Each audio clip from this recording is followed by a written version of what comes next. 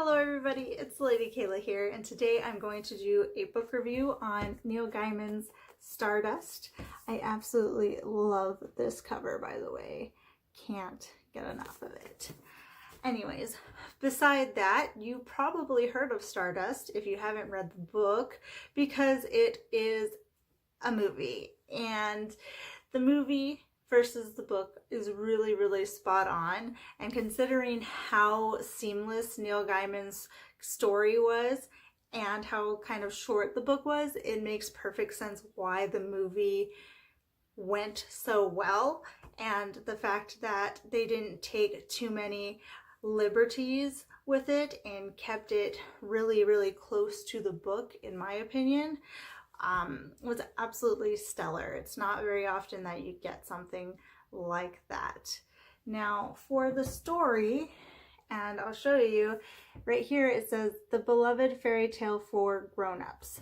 Now I feel like theme-wise this story didn't really have adult themes. It has 2 sex scenes, but besides that I don't feel like it was heavy in any sort of kind of way that I would consider it adult. It didn't have this constant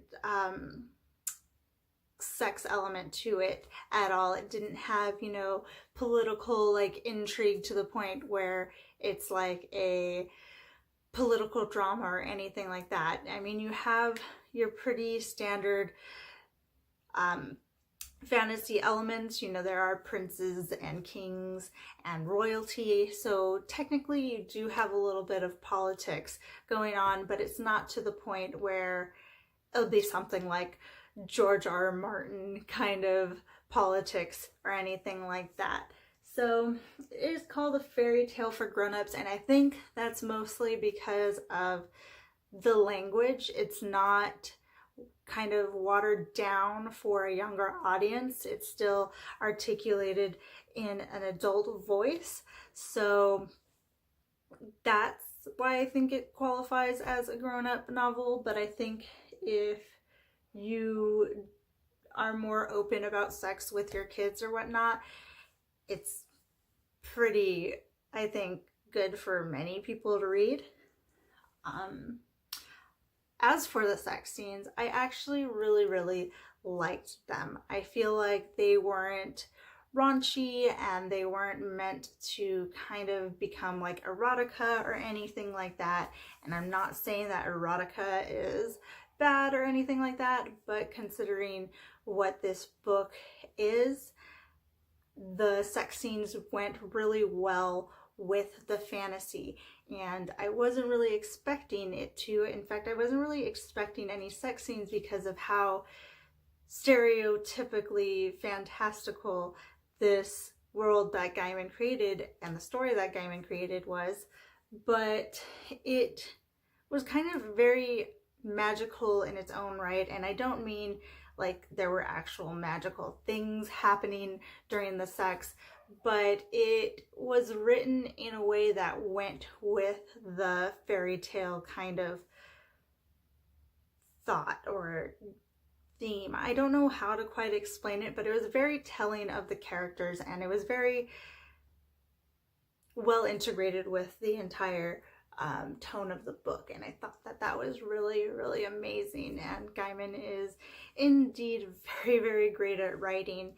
So even though I think he was writing this as a pretty standard fantasy and it doesn't really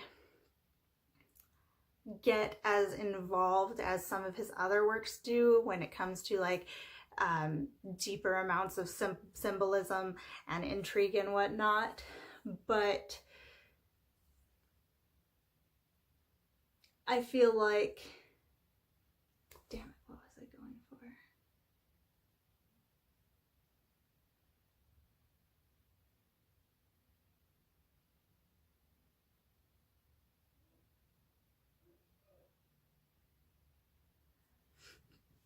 So speaking of the characters, I think that they were all very well rounded. Some characters get a lot more detail than others. But at the same time, even characters that aren't main characters or starring role characters. They all have very animated personalities, and they all have this in-depth kind of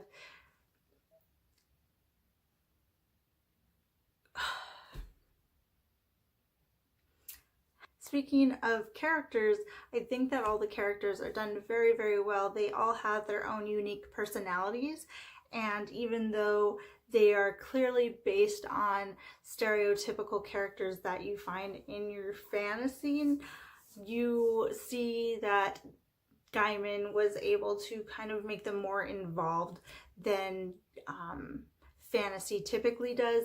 Every other character that isn't a main character kind of seems very, very one-dimensional, whereas Gaiman actually gives them some body. And I think that while you get that cheeky familiarity with what's going on, at the same time, like, you can like really get involved without it seeming boring or flat or anything like that. And I think that's really, really amazing that Gaiman was able to do that.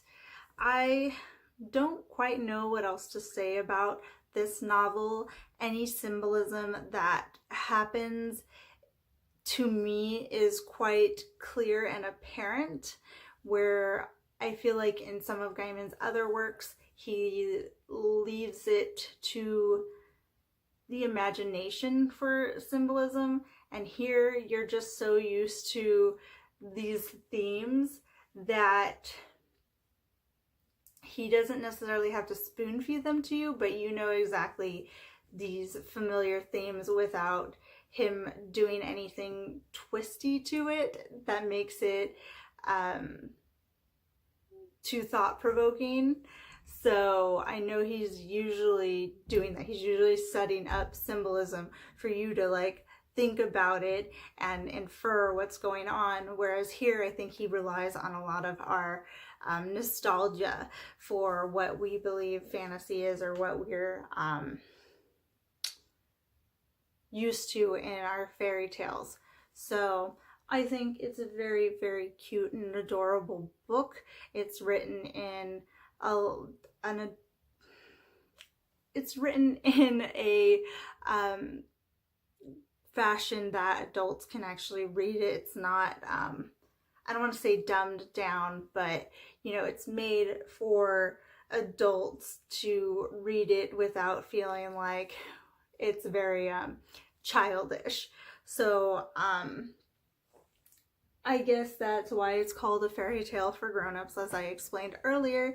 So I think this would be a very, very fun read for lots of people, and especially if you're into fantasy and fairy tales. So thank you guys for your time. I hope to see you guys again soon. Yeah. Bye.